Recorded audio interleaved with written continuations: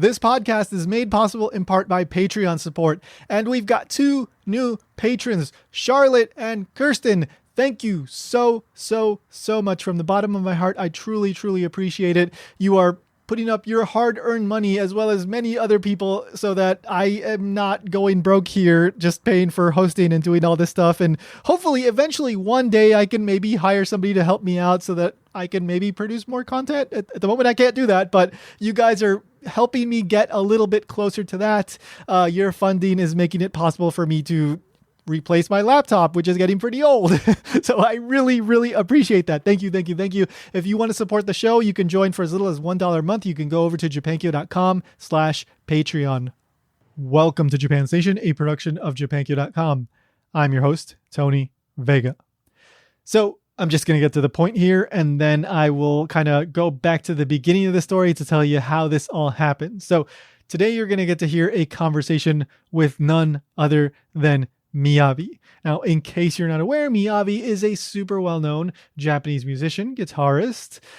He's an actor who appeared in movies such as Unbroken, directed by Angelina Jolie, and Kong Skull Island, many other appearances. He's also a humanitarian, a father, and a very charismatic, good-looking guy. So Miyavi, so let me go back to the beginning of the story. So as you may know, I work for a company that publishes, used to publish a magazine called Wasabi. Our focus was on Japan and Hawaii related topics. And I'm based here in Hawaii. So back in January of 2020, just a few weeks before the whole pandemic thing really got started and lockdowns and all that stuff really, went into high gear, Miyavi came to Hawaii as part of his No Sleep Till Tokyo album/world tour. And he performed at the Blue Note Hawaii, a music venue here in Honolulu in Waikiki, very well-known place. And so he did a press conference right before the actual performance that he did on the very same day, just a couple hours before he did a press conference. It was like an hour long, I think. A really good press conference. Miyavi is such a good talker, charismatic guy, tells great stories. Now, I got to attend that because I worked for Wasabi Media and I was going to write an article about this. And I was requesting a one-on-one interview with Miyavi. It didn't seem like it was going to work out. I was told that he wasn't going to do that. But in the end, I managed to actually sit down with him backstage at the Blue Note Hawaii. I managed to get like 9 minutes with him, 8-9 minutes. And then we took some pictures and all that. And he signed something for us. And it was a really pleasant 9 minutes. I wish I would have gotten more time with him. But I mean, he only had I think 48 hours or less in Hawaii. He was going to be performing in like an hour and a half or 2 hours. I couldn't push, and I was just absolutely grateful that he even gave me that amount of time. So I kept it super short. And I also didn't want to ask him a bunch of questions that he was already asked during the press conference. So I had to come up with something different. And I think my questions were pretty interesting. And so hopefully you enjoy that. But just keep in mind that this is a super short interview. Like I said, 8-9 minutes. But nevertheless, I was super grateful that Miyavi spared that amount of time. And managed to give us some time for pictures and all that. Now, I was going to write an article about this and publish it just a couple of months later. But as I just said, this was just a couple of weeks before the whole pandemic really got started, and it did not work out. So I ended up hanging on to the audio for this interview for more than 2 years. But now we know, Wasabi is on indefinite hiatus, may not come back. We're working on other stuff. And so now I can release this audio. Hope you find it interesting. I will be back after the interview just to add a couple more details, not really related to this, but about something coming up in the release schedule with Japan Station. But anyway, here we go. Here's my backstage chat with Miyavi. The next stop is Japan Station. The doors on the right side will open.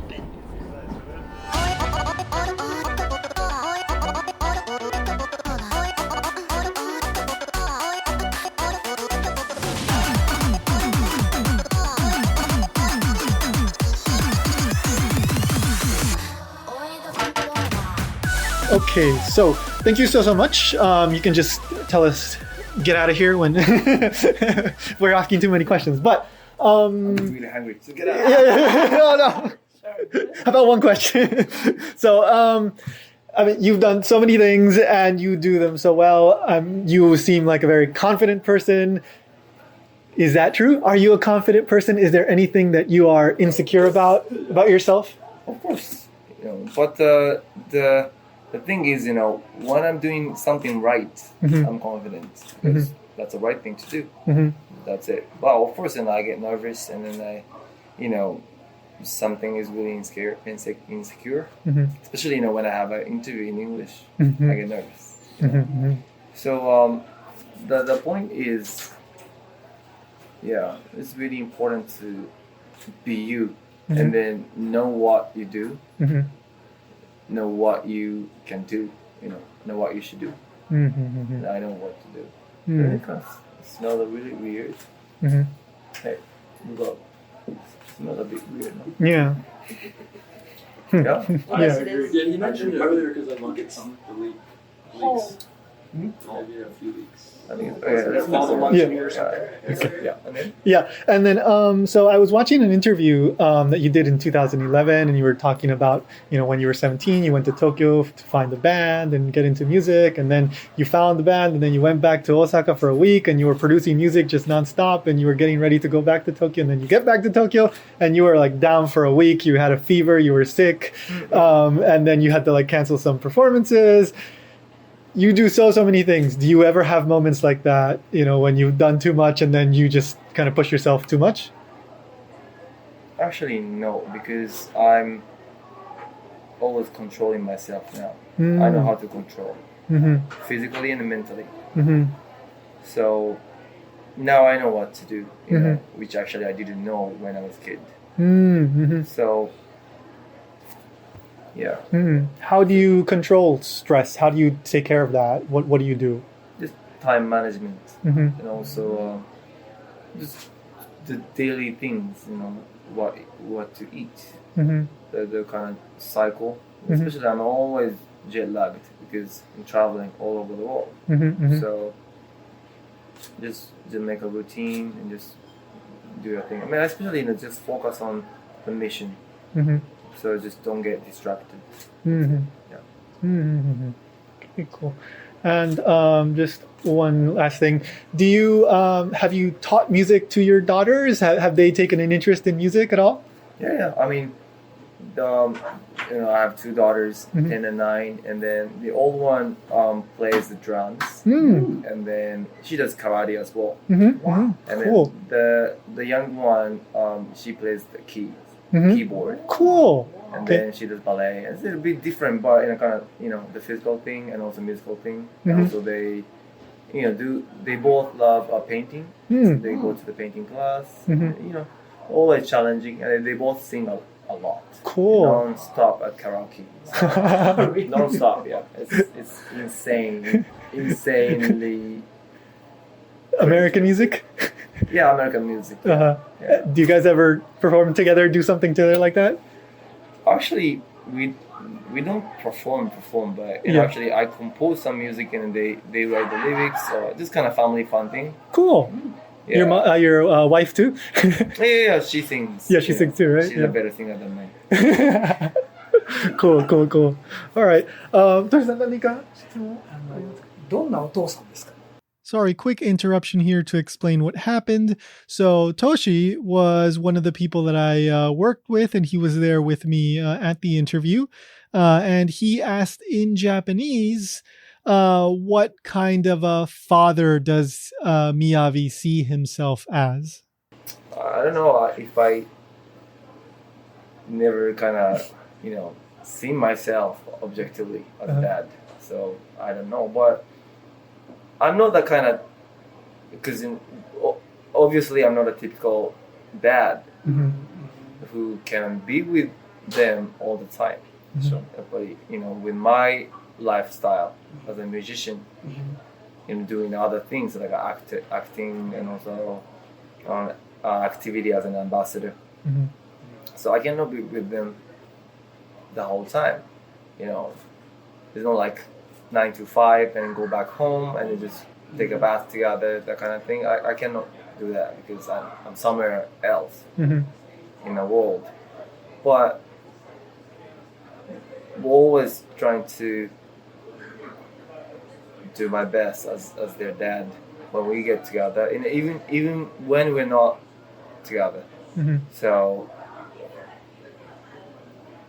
yeah, I train them as well. You know, they are doing exercise every single day, every morning. Wow. Physical exercise, stretch, and everything. And they used to have a Japanese lesson every morning. Cool. While we were in LA, but now they're going to the Japanese school in Japan. Oh, okay. So we're not doing that. But the point is, as their parent, I'm always sweet to them, but at the same time just strict as well. That's our responsibility. You know, sometimes I don't help them when they're about to make a mistake, even if we knew it, because that mistake they might, take is also the important part of a learning process. So sometimes, and I really want to help them. Let's say if they are walking, towards something, and then I know that there's some obstacle. It's easy to say, "Oh, there's an obstacle. Just watch out." But if they avoid with our advice, they might make the same mistake the next time without us. You know what I mean? So our responsibility is not to kind of only raise them, just to make them, so that they can be independent, so that they can be strong enough. So it's a kind of bitter thing, It's not easy at all, because we really need to know that, and we really need to be determined to do it, because sometimes it's hard to see they make mistakes. That's the kind of guidance that we have, and then for them, and then that's also our responsibility.